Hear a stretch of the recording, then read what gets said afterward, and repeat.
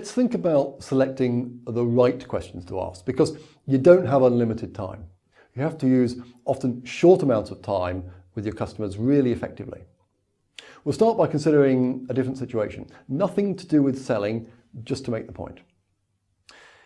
If you felt unwell, you went to visit a doctor, and the moment you walked into the surgery, the doctor immediately prescribed a drug for you, then you'd think this doctor is crazy. How can the doctor tell you what you need before the doctor knows what's wrong with you? Yet this is exactly what some salespeople do. They start selling a solution before they understand the situation or the specific needs, and as a result, they're not very successful. And so they blame the market, the competition, their own company, even the customer, when all along the problem lies with them, and their inability to recognize that customer understanding is the key to sales success. In reality, of course, the doctor will ask a series of questions, starting with the more general questions and moving to the more specific questions. Then the doctor will conduct some sort of examination, and only then will the doctor consider possible solutions and therefore prescriptions. So in the same way, the effective salesperson uses general and then more specific questions to understand the issues and problems and needs. So clearly, asking questions should not be a random affair. The questions we should use must work together to reach a conclusion in the same way that the doctor's questions form a logical sequence based upon the previous answer to reach a conclusion. Another good analogy, I think, is the game of chess. You may know how the pieces move and perhaps some simple tactics, but you have to have a strategy. You can't just move pieces around at random and hope to win the game. So in the customer needs analysis phase of the selling meeting, you can't just spend your time asking a bunch of questions and hoping miraculously that the customer will agree to the next step or will buy the product. The questions have to be driven by a strategy, and the strategy has to be directed by your objectives. So a good place to start is to think about the result you want to achieve, your sales meeting objective. Now, you already know what this is because you've set the objective as part of the preparation. So you already know what you want the result of the meeting to be. For example, you might want to agree to meet the customer's management team.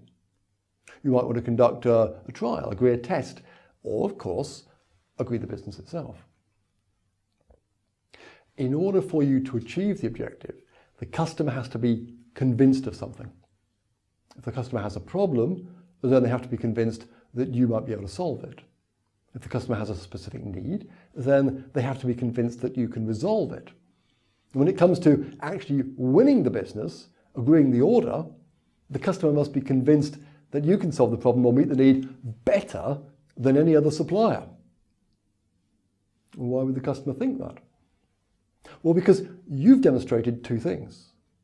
Firstly, that you know what the problem or need really is, and secondly, that you have an offer or a solution which best meets the customer's specific requirements.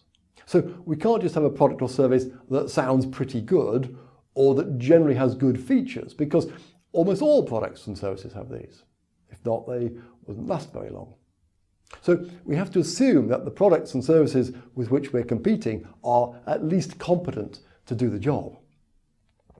You win the business when the customer believes that your product or service meets the specific needs best. So you have to know and show that you know the specific needs. And this is the whole point of the questioning phase of the customer needs analysis. You have to identify these specific issues, these generally few things that will cause the customer to prefer your product or service over your competitors. Most of the time, the customer has a choice of suppliers, of which you're simply one. So your strategy for the questioning phase should be to identify these few key issues for the customer, which will enable you to present your product or service as the one which best meets their needs and therefore wins the business.